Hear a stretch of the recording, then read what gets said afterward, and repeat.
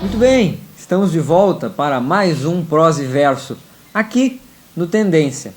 Hoje o Prosa e Verso traz uma dica de leitura e, mais do que isso, traz um convidado especial para falar sobre esta dica de leitura. É o meu amigo Ed Oliveira. O Ed é ator, diretor de teatro, enfim, o Ed é um agente cultural aqui da nossa cidade. Como é que vai, Ed? Tudo bem, tudo muito bem. O Ed é meio tímido. Um pouco nervoso, assim, mas tudo bem. O Ed é meio tímido para as câmeras, mas é um ator, tu vê só, interpreta. Nós estamos aqui por falar em ator e interpretação para trazer uma dica de leitura muito especial. Fernanda Montenegro e seu livro de memórias, Prólogo, Ato, Epílogo. A Fernanda, na última semana que passou, completou 90 anos, no dia 16 de outubro. E é especial porque nós não poderíamos fazer um Prosa e Verso sem deixar de destinar pelo menos um programa a ela, que, tão multifacetada atriz, agora faz também a sua incursão no campo da literatura. Ed, tu já está bastante adiantado na leitura. Estou aqui, no finalzinho já do livro. É bem legal. A nossa dica de leitura é este livro. Ed, o que tu está encontrando aí no livro? Bom, o livro está dividido em 3 partes, né? Prólogo, ato e epílogo. No prólogo, ela fala das origens da família dela, que vieram imigrantes da Sardenha e também de Portugal. E aí ela conta toda essa trajetória que justifica depois toda a carreira dela, como ela conduziu a carreira dela. Por isso que é importante ver essa origem. Inclusive ela dedica aos netos, para que os netos saibam as origens deles, né? E aí tem 75 anos de carreira, que ela começou aos 15 anos, ela considera profissionalmente, aos 15 anos quando ela iniciou na Rádio MEC, no Rio de Janeiro. E a partir daí, como é que foi? Que ela iniciou como Arlete Pinheiro, né? E acabou se tornando Fernanda Montenegro. Arlete Pinheiro, palavras da própria... Silva, Arlete Pinheiro da Silva. Arlete Pinheiro da Silva, palavras da própria Fernanda. A única pessoa que ainda a chama assim... É a irmã dela. A irmã dela, né? A irmã dela. É só a irmã dela que chama ela assim. E até ela brinca que esse nome é inventado, porque ninguém se chama Fernanda Montenegro. E aí ela fala aqui no livro, até em entrevistas ela já falou, que Arlete, a Arlete, inclusive a mãe dela colocou o nome de Arlete, que já era o nome de uma atriz francesa. Então ela diz que até a vocação para ser atriz fazia parte talvez do desejo da mãe dela.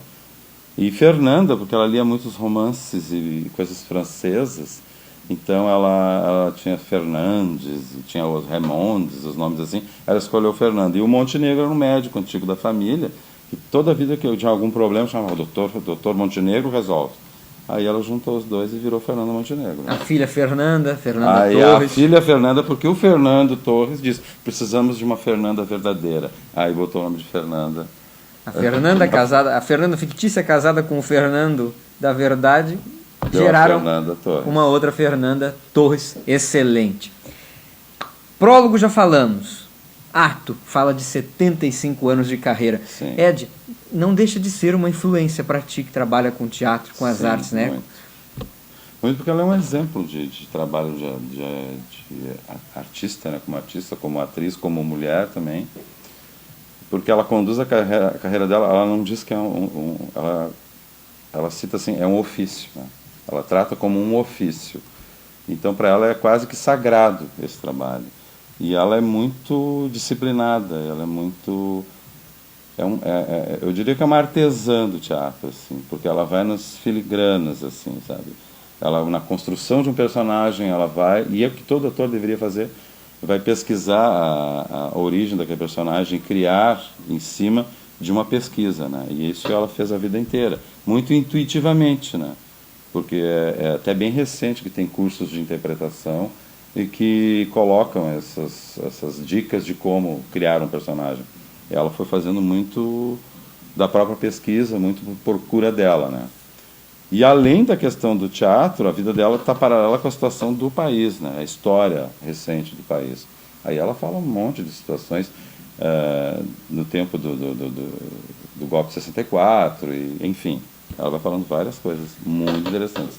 E que bom que nós temos a Fernanda como uma voz ativa ainda neste cenário, né? Porque, infelizmente, recentemente, também a Fernanda passou a ser alvo deste desgoverno que nós enfrentamos aí. E aqui no Prosa e Verso a gente pode falar à vontade, porque aqui não tem censura nenhuma. Ela inclusive cita no livro, faz algumas críticas sutis assim, à questão desse desgoverno, como tu disse, né? Que realmente está se vivendo uma coisa que nunca foi vivida. Nos anos de chumbo havia uma censura, havia repressão, tudo. Agora está muito pulverizado essa repressão. É um pouco velada, né? Não é tão velada. Tanto é que esse cara, o Alvin, esse que ofendeu, chamou ela de sórdida e não sei o quê, é um cara que abriu a boca para falar mal de uma pessoa que tem uma reputação assim, perfeita. Assim, um trabalho muito... Não tenho o que dizer dela. Ela é muito perfeita no trabalho dela.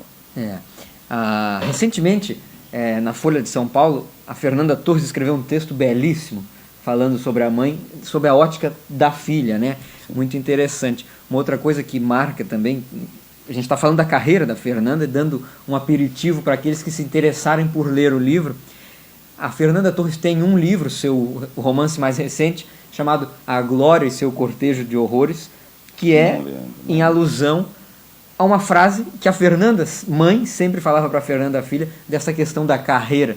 É uma glória com um cortejo de horrores nesta vida. Eu acho que estes são os horrores, né? Estes ataques que ela não merece. Isso aí que tu falou me lembra uma coisa que ela cita no livro, e ela também fala em entrevistas, que é o seguinte: quando ela vai dar aulas, e eu tive a oportunidade, porque eu tive um período estudando no Rio de Janeiro e tive a oportunidade de ter uma aula na faculdade com ela.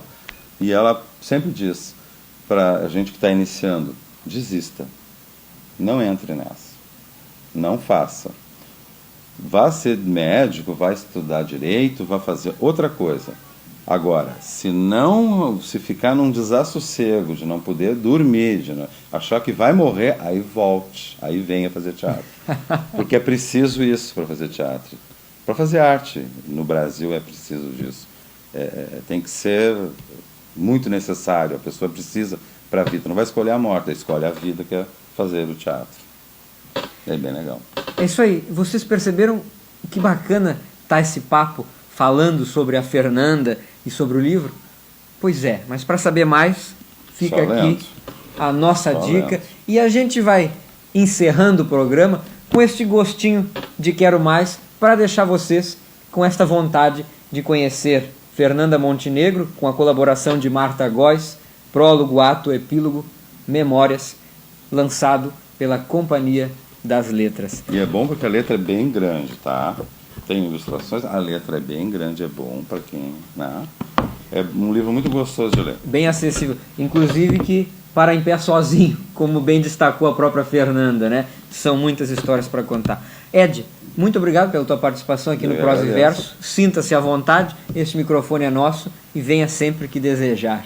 Tá bom, muito obrigado.